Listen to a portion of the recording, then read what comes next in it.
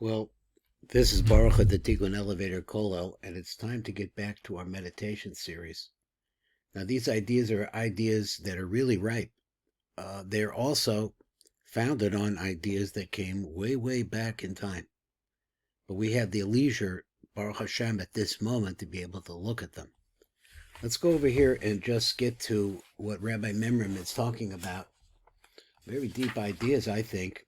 He's talking about the actual experience of Ruach HaKodesh. So let's go over here and see this little bit here, and I'll try to pick it up. So he says that he had said that the combination of letters is basically, my understanding is that the Ein Sof Baruch Hu shines through the letters. Now, if you could say he shines, it makes it sound like Kodesh Baruch Hu is something physical. But in some way, the light of the Ein Sof Baruch Hu picks up physicality through the letters. He says the specific combinations of letters forms the specific molecular structure of things. It is with this that you make contact. So exactly what does this mean? It means that you are in touch with the underlying force that creates the fabric of everything in our space-time universe through the letters. Through the letters of the holy names, you can, in essence, reprogram the molecular structure of any form of matter. Indeed, this is the secret to how some of our sages created small calves on Erev Shabbos using the Sefer Yetzirah to have meat for their meals. Now, it's not so simple, but the combination of letters that they use is said and repeated over and over and over again. As well, Rav Azulai, who is the great-grandfather of the Chidah, writes how he was successful in creating a golem, an artificial human with artificial intelligence, by the same token, thereby manipulating the letters of the Holy Torah. This is how the famous saying of Abra Kadabra, I create, Abra, I will create, as I speak, Kadabra, as I am speaking, came about. Abracadabra turns out to be something that was said by the jesters in the courts of the great people and kings of Europe, who were really lowlifes, and many times Jews wound up being their magicians, etc., etc. So, in light of all of this mysticism, he says, we now understand very well why the words we speak have tremendous power. According to the Sefer Yetzirah, the power of the human mind, when focused properly through specific combinations of letters of the Torah, can actually manifest the ability to influence and sometimes change physical reality in time and space. The underlying spiritual technology of this mind power and focus by the Torah is the source of the miracles often found in the Tanakh, Talmud, and other later Torah literature. Now, he goes on and he says certain combinations of letters reveal certain potential powers. Others reveal different powers. Each depends upon what can be discovered latent within them. That is the power of the Ein Sof Baruch Hu. When we look at a combination of letters such as capital letters, Reishei Tevos, the very beginning of words, or a combination of its verse, or it's the end letters which are called Sofei Tevos, we find specific combinations of letters that we can examine and learn secret innate powers from.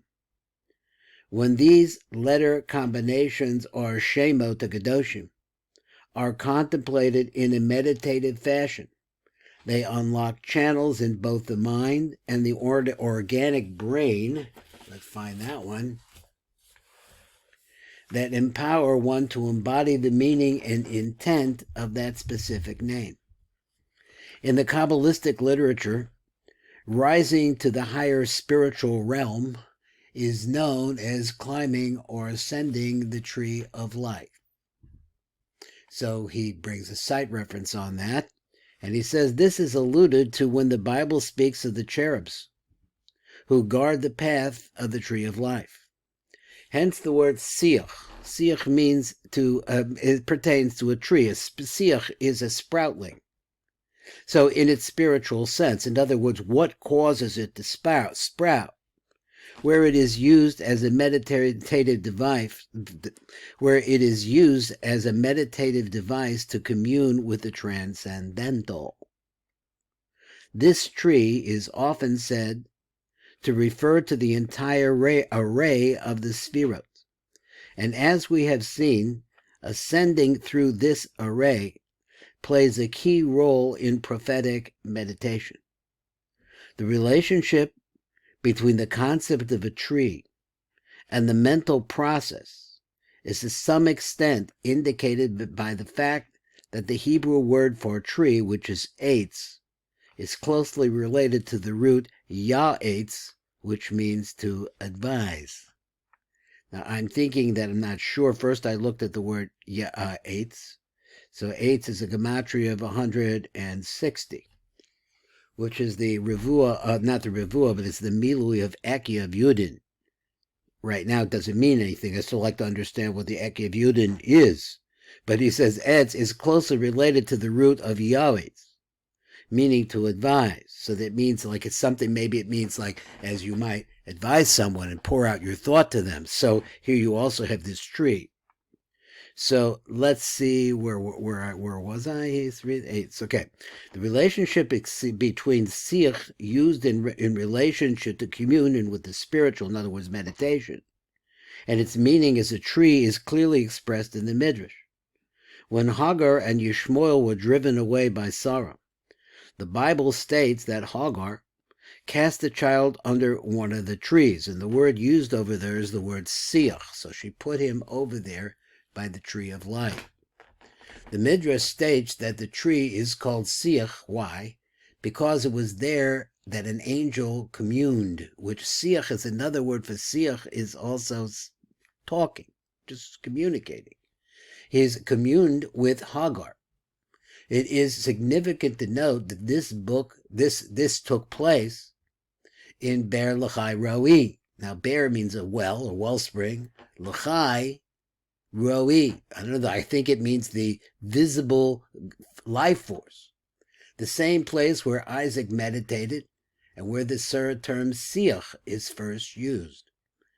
This can be understood when we realize that this is used only with regard to Yitzchak, one of the fathers of the Jewish people. He calls them patriarchs, individuals who reach the very highest spiritual levels, the ultimate levels.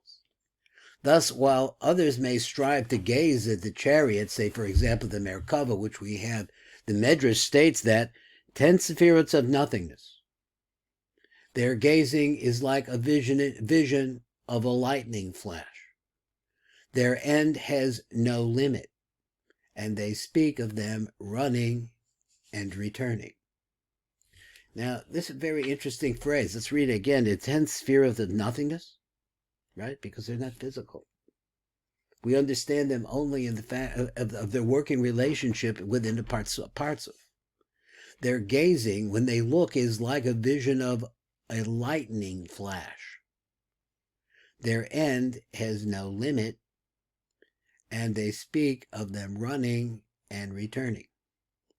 Now, a little bit more, and it says, the commentaries explained that when one gazes at the Sefirot, if that was possible to say, he can only do so for the patriarchs themselves or the chariot. The only reason why he says that our fathers are actually the vehicle that allows us to reach into the realm of the Sefirot. They were not like swimmers fighting the current to ascend upstream, but like individuals smoothly floating on the still waters at the source. These are our fathers who became one with the source. As a result of it, everything was smooth. This is Baruch Fleischman, and this is Shir 45.3 in Rabbi Mimran.